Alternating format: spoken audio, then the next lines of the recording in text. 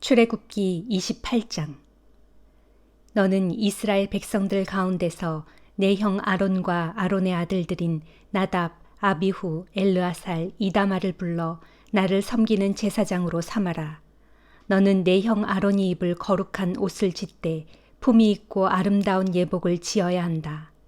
또 너는 내가 지혜를 주어 옷 만드는 일에 남다른 솜씨를 지닌 자들에게 아론이 입을 제사장 예복을 짓게 하여라. 그래서 아론이 그 옷을 입고 내 앞에서 거룩한 제사장의 일을 하여 나를 섬기도록 하여라. 그들이 지어야 하는 제사장의 예복은 가슴바지, 에봇, 에봇에 받쳐 입는 겉옷, 술을 놓아 짠 속옷, 머리에 쓰는 관, 그리고 허리띠이다. 또 그들이 옷을 만드는 데 쓸 재료는 금실, 청색실, 자주색실, 홍색실, 그리고 가늘게 꼰 모시실이다. 에봇은 금실, 청색실, 자주색실, 홍색실, 가늘게 꼰 모시실로 정교하게 짠 옷감으로 지어야 한다. 에봇의 양 끝에는 에봇을 조일 수 있는 어깨끈 2개가 달려 있어야 한다. 에봇 위로 잡아맬 띠는 에봇을 지을 때와 같이 금실, 청색실, 자주색실, 홍색실, 가늘게 꼰 모시실로 정교하게 짜서 에봇을 붙여야 한다. 그런 다음에 줄마노 2개를 가져다가 그 보석에 이스라엘 아들들의 이름을 새겨라. 나이 순서대로 보석 하나에 6지파의 이름을 새기고 다른 보석에 다른 6지파의 이름을 새겨라. 보석을 새기는 자가 인장을 새기듯 너는 이스라엘 아들들의 이름을 그 2 보석에 새긴 후에 그 보석들을 금태에 박아라. 이 2 보석을 박은 금태를 에봇의 2 어깨끈 위에 달아라. 그 2 보석은 이스라엘 백성의 기념물이다. 이렇게 아론은 주 앞에서 그들의 이름을 양 어깨에 달고 다니며 기념해야 한다. 또 금으로 고리들을 만들고 순금으로 된 사슬을 노끈 꼬듯 꽂아 2줄로 만들어 그 고리들에 달아매라. 너는 판결을 내리는 데 쓸 가슴바지를 짜라. 에봇을 짜는 방식대로 금실, 청색실, 자주색실, 홍색실, 가늘게 꼰 모시실로 무늬를 놓아가며 짜야 한다.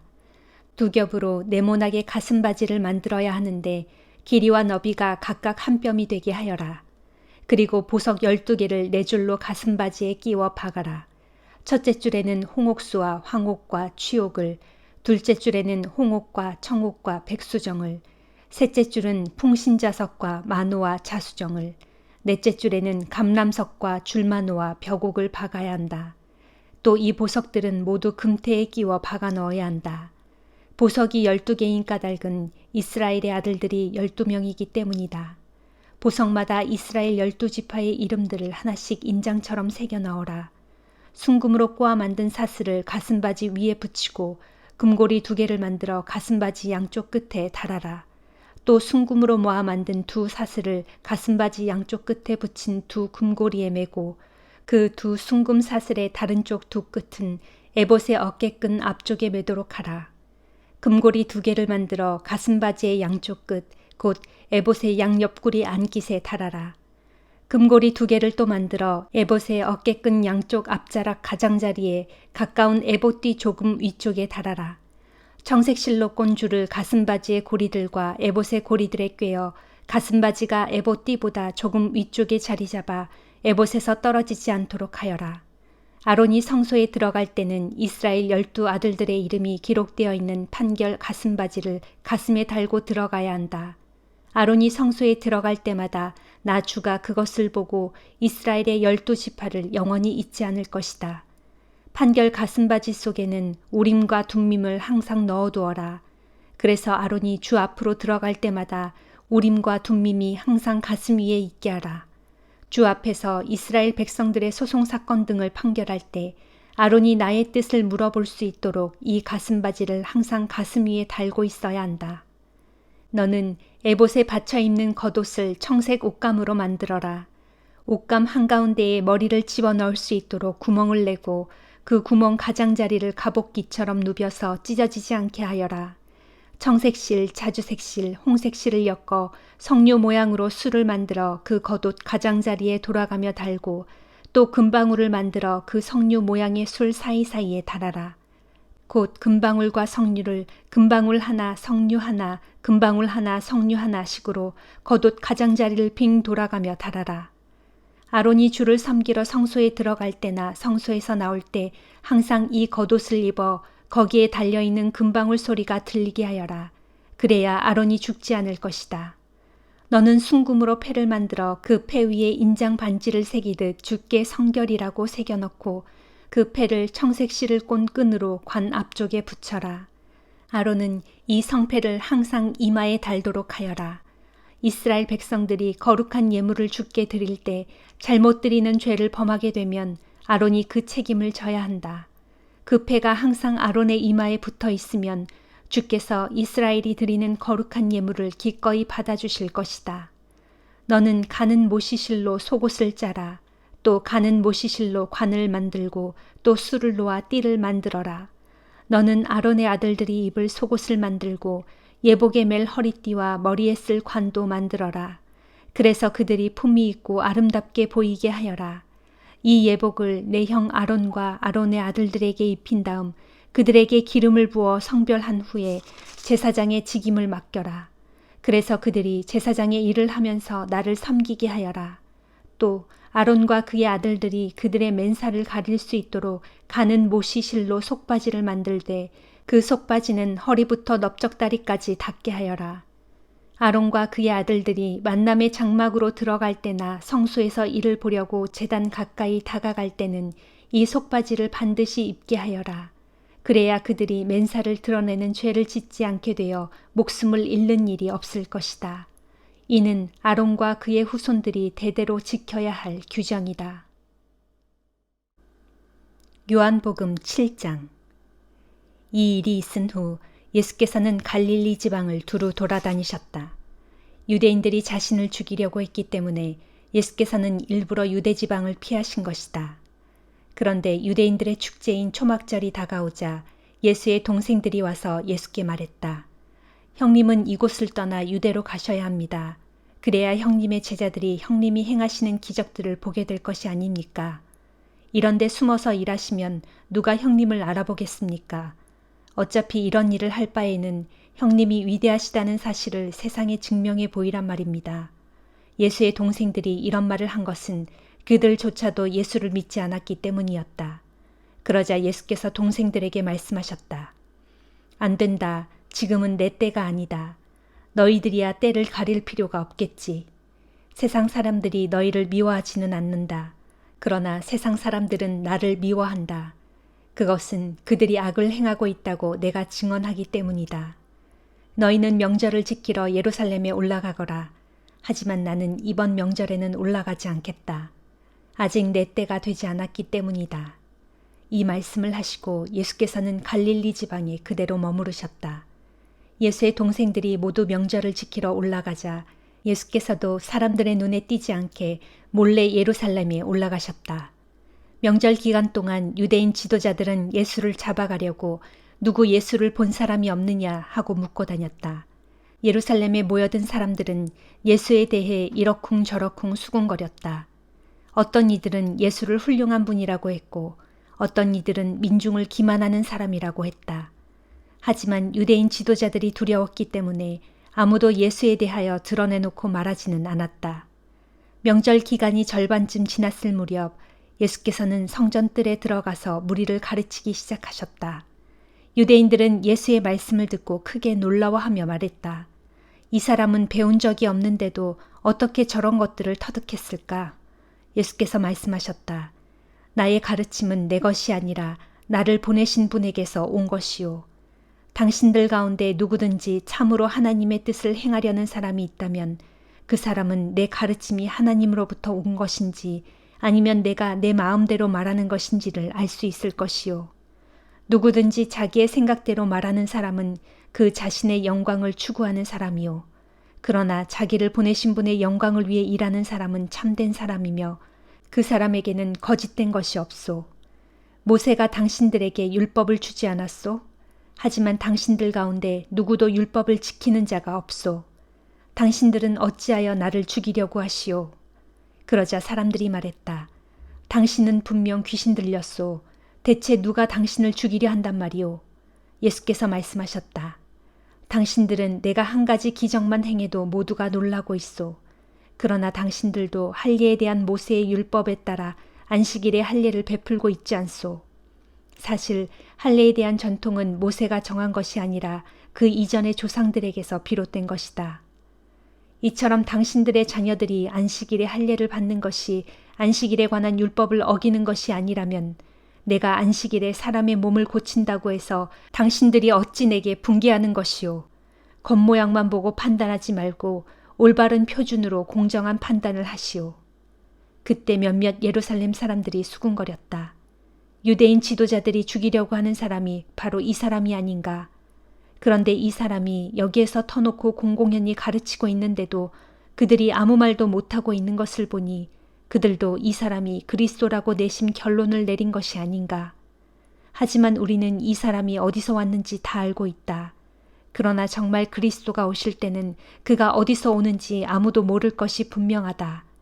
그러자 성전에서 아직 가르치고 계시던 예수께서 큰 소리로 말씀하셨다. 그렇소. 당신들은 내가 어디서 났고 또 어디서 자랐는지 다 알고 있소. 그러나 나는 내 마음대로 세상에 온 것이 아니오. 나를 세상에 보내신 분은 참되시오. 당신들은 그분에 대해서 알지 못하고 있소. 그러나 나는 그분을 잘 알고 있소. 내가 그분에게서 왔고 또 그분께서 나를 보내셨기 때문이요. 이 말을 듣고 사람들은 예수를 붙잡아 가려고 했지만 아무도 예수께 손을 대는 자가 없었다. 아직 그의 때가 이르지 않았기 때문이었다. 하지만 거기에 모인 사람들 가운데는 예수를 믿는 사람들도 많았다. 그들은 이렇게 말했다. 그리스도가 달리 오신다고 해도 이분이 보여주신 것보다 더 많은 표적들을 보여줄 수는 없을 것이다. 바리새파 사람들은 예수에 대해 사람들이 이렇게 수군거리는 것을 들었다. 그래서 대제사장들과 바리새파 사람들은 성전 경비병들을 보내어 예수를 체포하라고 했다. 예수께서 그들에게 말씀하셨다. 내가 당신들과 여기에 있을 시간도 잠시뿐이요. 나는 나를 보내신 분에게로 돌아갈 것이요. 그러면 당신들은 나를 찾아도 찾지 못할 것이고 내가 있는 곳에 당신들이 오지도 못할 것이요. 유대인들은 서로 수군거렸다. 이 사람이 도대체 어디로 가려고 하기에 우리가 찾을 수 없을 것이라고 하는가?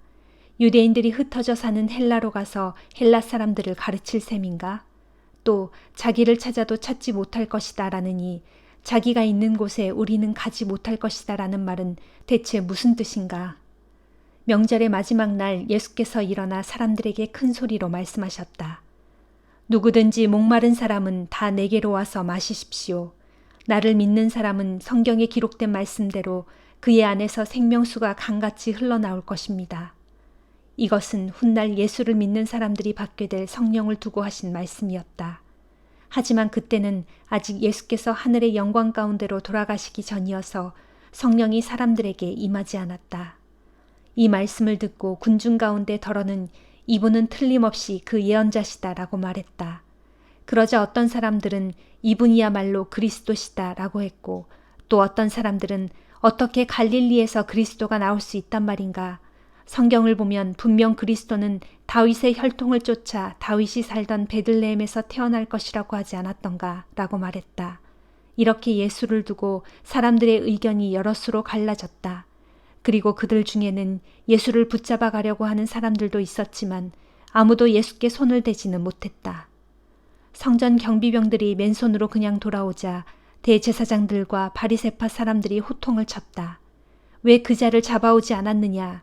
경비병들이 대답했다. 우리는 지금껏 한 번도 그분처럼 말씀하시는 것을 들어본 적이 없습니다. 바리새파 사람들이 어이가 없다는 듯 말했다. 그래서 너희도 넘어가 버렸단 말이냐? 유대인 지도자들이나 우리 바리새파 사람들 중에는 그 자를 믿는 사람이 아무도 없다. 율법이라고는 아무것도 모르는 이 어리석은 군중들은 저주받은 작자들이다.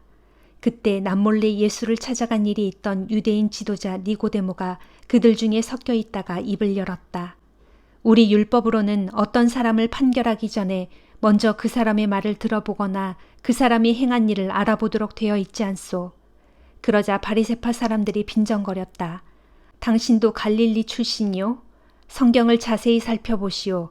갈릴리에서 예언자가 나온다는 말이 도대체 어디에 있단 말이오? 그리고 그들은 뿔뿔이 흩어져 각자 자기 집으로 돌아갔다. 잠언 4장. 내 아들아, 아버지가 이르는 훈계를 귀담아 잘 듣고 마음의 깨달음을 얻도록 주의 깊게 새겨들어라.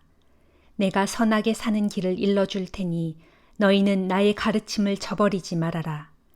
나도 어려서는 내 아버지에게 소중한 아들이었고 내 어머니에게 하나뿐인 귀여운 아들이었다. 그때의 나의 아버지는 내게 이렇게 말씀하셨다. 얘야, 내가 이르는 말을 마음에 꼭 새겨두고 잊지 않도록 하여라. 내 명령을 잘 지켜라. 그러면 내가 잘 살게 될 것이다. 무엇보다 지혜를 얻고 깨달음을 얻도록 온 힘을 기울여라. 내가 하는 말을 잊지 말고 내가 이르는 말에서 벗어나지 말아라.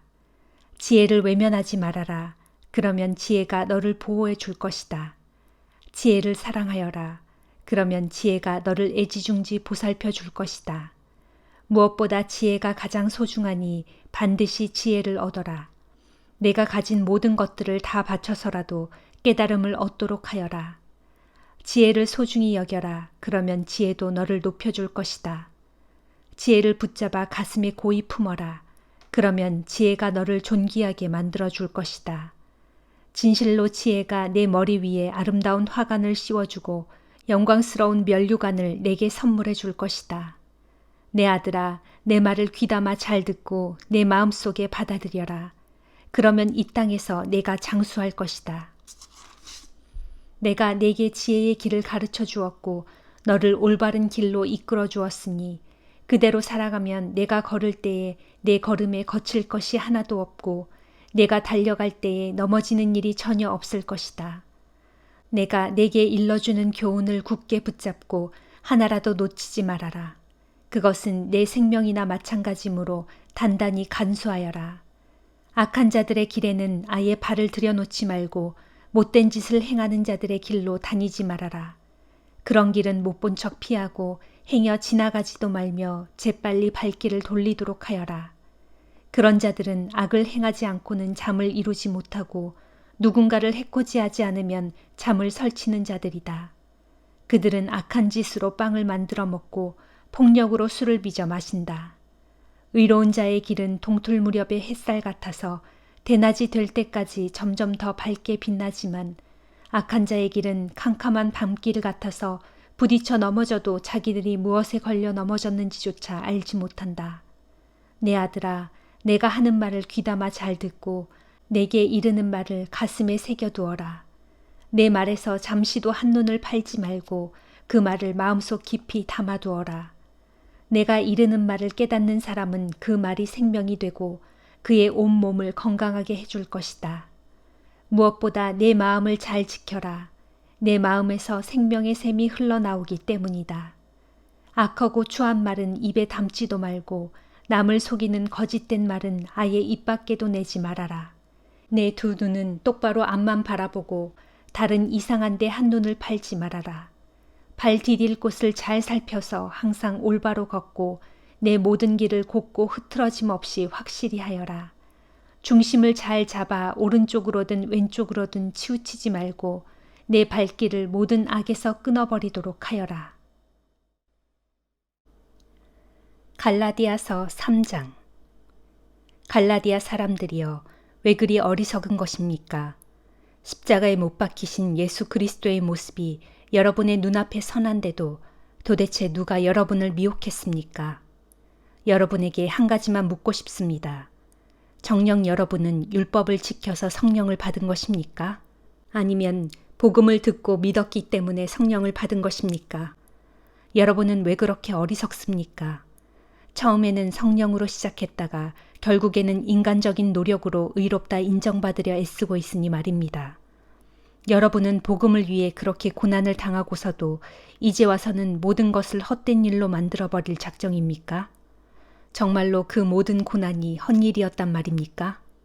하나님께서 여러분에게 성령을 주시고 또 여러분 가운데서 기적을 베푸시는 것은 여러분이 율법을 잘 지키기 때문입니까? 아니면 여러분이 복음을 듣고 믿기 때문입니까? 아브라함을 생각해 보십시오. 성경에 기록되기를 그가 하나님을 믿었으므로 하나님께서 그를 의롭다 여겨주셨다라고 했습니다. 그러므로 믿는 자들이야말로 참으로 아브라함의 자손이라는 것을 부디 아시기 바랍니다. 또 성경은 하나님께서 이방인들을 오직 믿음에 근거해서 의롭다고 인정해 주실 것임을 미리 알고서 아주 오래전에 하나님께서 아브라함에게 모든 이방 민족이 너를 통해 복을 받을 것이다라는 복음을 선포하였습니다. 그러므로 믿음을 가진 사람들은 모두가 믿음의 사람인 아브라함과 함께 복을 받습니다. 하지만 율법의 행위에 의지하여 의롭게 되려는 사람은 모두 저주 아래에 놓여 있습니다. 성경에 기록되기를 하나님의 율법책에 기록된 것들을 항상 지켜 행하지 않고 하나라도 어기는 사람은 다 저주를 받을 것이다 라고 했기 때문입니다. 그러므로 율법의 행위로는 그 누구도 하나님 앞에서 의롭게 될 수 없다는 것이 너무나 명백합니다. 왜냐하면 성경에 기록되기를 의인은 오직 믿음으로 말미암아 살 것이다 라고 했기 때문입니다. 율법은 믿음을 바탕으로 하지 않습니다. 오히려 누구든지 율법을 잘 지키기만 하면 그 사람은 율법으로 인해 살 것이다 라고 하였습니다. 그리스도께서는 우리가 받아야 할 저주를 대신 받음으로써 우리를 율법의 저주에서 구해주셨습니다. 나무에 달린 자는 누구든지 저주를 받은 자다라고 성경에 기록된 대로 그리스도께서 저주를 받으신 것입니다. 이처럼 그리스도께서 우리를 위해 대신 저주를 받으신 것은 하나님께서 아브라함에게 주신 복을 이방인들에게까지 미치게 하고 또한 우리도 믿음으로 말미암아 약속된 성령을 받게 하시기 위함입니다. 형제들이여, 우리의 일상생활에서 예를 들어봅시다. 사람들 사이의 계약도 일단 서명을 하면 아무도 그 계약을 무효로 하거나 또는 무엇을 덧붙여 변경할 수가 없습니다. 하나님께서도 아브라함과 그의 자손에게 약속을 하셨는데 약속을 하실 때 하나님께서는 많은 사람들을 뜻하는 자손들이라는 표현을 사용하지 않으시고 단 한 사람을 뜻하는 자손이라는 표현을 사용하셨습니다. 여기에서 그 한 사람 자손은 곧 그리스도를 가리킵니다. 내가 말하고자 하는 핵심은 이것입니다. 아주 오래전에 하나님께서 아브라함과 이미 맺은 언약을 그때로부터 430년 후에 생긴 율법이 무효화해서 그 약속을 취소할 수 없다는 것입니다. 만일 하나님께서 우리에게 주시는 하늘나라의 유업이 율법에서 비록된 것이라면 그것은 더 이상 약속으로 말미암은 것이 아닙니다. 그러나 하나님께서는 약속을 통하여 오직 은혜로 아브라함에게 그런 하늘나라의 유업을 거저 주셨습니다. 그러면 율법은 무엇 때문에 주신 것입니까? 그것은 약속하신 그 자손이 올 때까지 죄가 무엇인지 깨닫도록 하기 위해 덧붙여 주신 것입니다. 율법은 천사들을 통해 한 중개자의 손으로 우리에게 주어졌습니다. 이처럼 율법은 두 당사자 중 어느 한편에만 속하지 않는 중개자를 통해 간접적으로 주어졌지만 약속은 오직 한 분이신 하나님에 의해 우리에게 직접적으로 주어졌습니다. 그렇다면 율법은 하나님의 약속과는 상반되는 것일까요? 결코 그렇지 않습니다. 만일 율법이 사람을 살릴 수 있도록 주어졌다면 의롭게 되는 것도 분명 율법에서 비롯되었을 것이기 때문입니다. 하지만 성경은 온 세상이 죄 아래 갇혀 있다고 선언합니다. 그래서 하나님에 의해 약속된 그것, 곧 구원을 얻는 생명이 오직 예수 그리스도를 믿는 믿음을 통하여 믿는 자들에게 주어지게 된 것입니다. 이런 믿음이 오기 전까지 우리는 율법에 의해 감시를 받는 죄인들로서 장차 올 믿음이 나타날 때까지 죄의 감옥에 줄곧 갇혀 있어야 했습니다. 그래서 결과적으로 율법은 믿음의 주체이신 그리스도께서 오실 때까지 우리를 그분께로 인도하는 가정교사의 역할을 하였습니다. 그것은 우리로 하여금 율법으로가 아니라 오직 믿음으로 의롭다 함을 인정받게 하기 위해서입니다. 그러나 마침내 그 믿음이 왔으므로 이제는 우리가 더 이상 율법이란 가정교사 아래 있을 필요가 없게 되었습니다. 이제 여러분은 모두 그리스도 예수를 믿음으로써 그분 안에서 하나님의 자녀가 되었습니다. 여러분은 모두 세례를 받고 그리스도와 연합하여 하나가 되었으므로 곧 그리스도로 옷 입은 사람들이기 때문입니다. 이제는 유대인과 헬라인, 종과 자유인, 남자와 여자의 차별이 있을 수 없습니다. 여러분은 모두 그리스도 예수 안에서 하나이기 때문입니다. 여러분이 그리스도께 속한 사람이라면 여러분은 모두 아브라함의 자손이요 또한 하나님의 약속에 따라 하늘나라의 유업을 이어받을 상속자들입니다. 아멘.